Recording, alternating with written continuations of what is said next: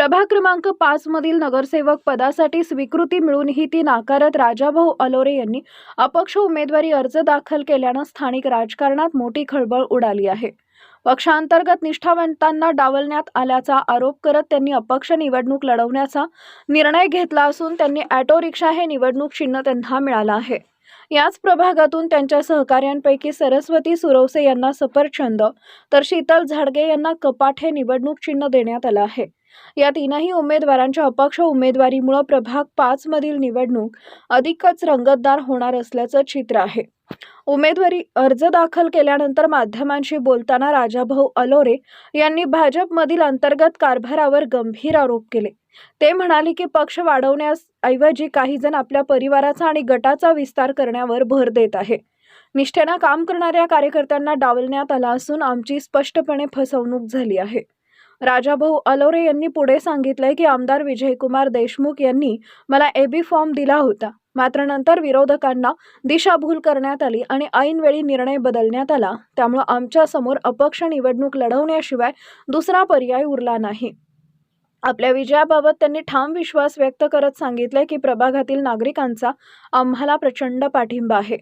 जनतेच्या बळावर आम्ही बहुमताने निवडून येऊ याची मला पूर्ण खात्री आहे।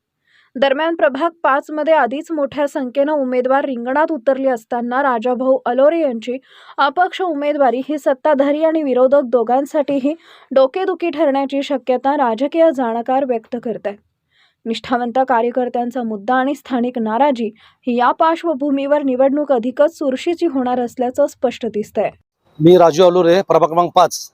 मला चिन्ह ऑटो रिक्षा मिळालेले आहे व माझ्या दोघे भगिनी आहेत, शीतल घाडगे ओबीसी मधनं महिलामधनं आहेत, त्यांना कपाट चिन्ह मिळालंय व माझ्या दुसऱ्या लहान भगिनीला सफरचंद चिन्ह मिळालेलं आहे। आपल्या बरोबर जे आवळे होते काय झालं ते आमच्यावर आवळे जे होते त्यांना पालकमंत्र्यांनी काल बोलावून घेतलं। त्यांना खूप दबाव आला।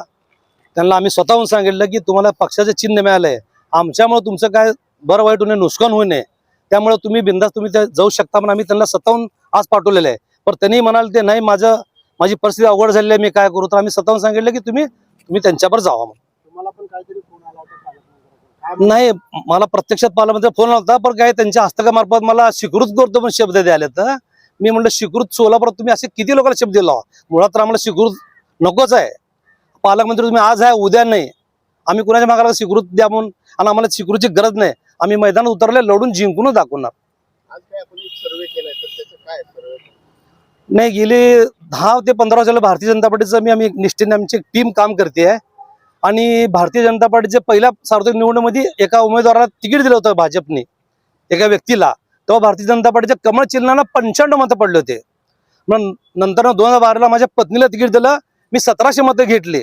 2012 मध्ये माझ्या पत्नीला 1700 मतं पडले। तिथून आम्ही हार झालं तर आम्ही पक्षाचं काम अडवलं। बाळेगावात प्रस्थापित पूर्वी काँग्रेसचं वर्चस्व होतं, ते सगळं वर्चस्व आम्ही सगळ्या कार्यकर्त्यांनी मोडून काढून नंतर मला उमेदवारी दिल्यानंतर मी 3500 मतं 3600 मतं घेतले होते। थोडक्या मतांनी निसटता पराभव झाला माझा। भाजपकडनं उमेदवारी दिली होती, तुम्हाला नाकारले, काय भावना आहेत तुमच्या? मला उमेदवारी माझं उमेदवारी कट झाली नाही, मला कोणी नाकारलं नाही।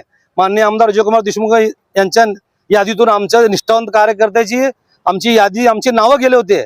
पण मालकाच्या घरी जी दोघत घटना घडली, काही वितुष्ट मंडळीने आमचे नावं काढून त्यांना सोयीस्कर जे त्यांच्या बंगल्यावर 4 वेळा पाया पडत जातात अशा चमचेगिरी लोकांना गेल्या महिन्यात पक्षात आलेल्या लोकांना तिकीट दिलेलं आहे।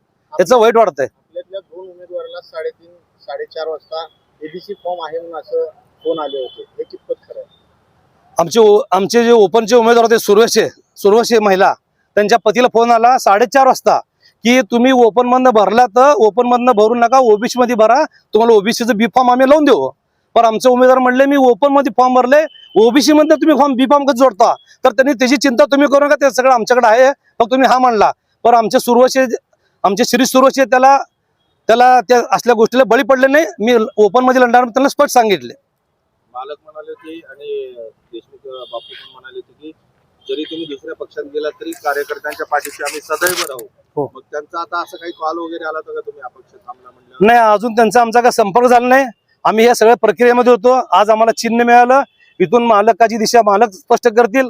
पण आमची दिशा किंवा आमचा निर्णय ठाम आहे.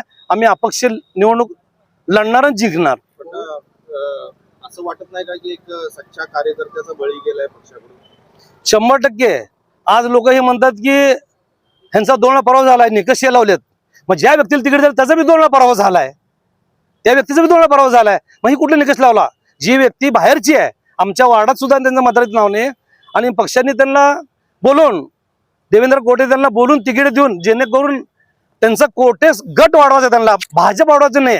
2029ला जर मोदी सरकार पडलं तर हे लोक 5 मिनिटात, हे लोक चालू आमदार आहेत ना देवेंद्र कोटे, 5व्या मिनिटात हे सगळे समर्थक घेऊन काँग्रेसमध्ये जातील. कारण त्यांच्या रक्तात काँग्रेस आहे, आमच्या रक्तात हिंदुत्व आहे, भगवा आहे. आमचा जीव जरी गेला, आम्हाला तिकीट नाही मिळालं तर आम्ही भारतीय जनता पार्टीतच राहणार आहे. अपक्ष ठाम आहे, निर्णय झालेला आहे, त्यात बदल होणार नाही. कुणाचाही दबाव आला तर, कसल्याही घडामोडी घडू दे, असं कोण नाही आहे की आम्हाला प्रेशर आणू शकणारा. आम्ही हाडाचे कार्यकर्ते आहेत.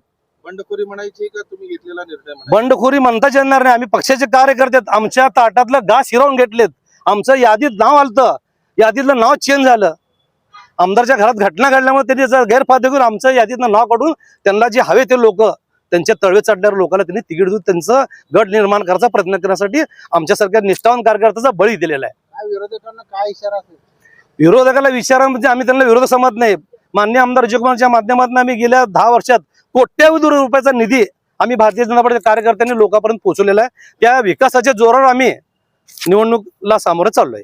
प्रभागातील नागरिकांना तुमचं काय आव्हान असणार आहे? प्रभागाच्या नागरिकाला आव्हान मी करण्यापेक्षा प्रभागातील नागरिकांनी माझं जेव्हा यादीत नाव आणले, लोकांनी आम्हाला फोन करून सगळीकडे बोलून घेतले, तुम्ही उभा राहा, तुमच्यावर अन्याय झालेला आहे, निवडणूक आम्ही हातात घेतले, तुम्ही कसला विचार करू नका म्हणले. त्यांच्या भरोश्यावर मला आव्हान करायची गरज नाही. लोकांनीच आम्हाला सांगितलं की तुम्ही निवडणूक उभा, ते आम्ही बघून घेऊ म्हणलं.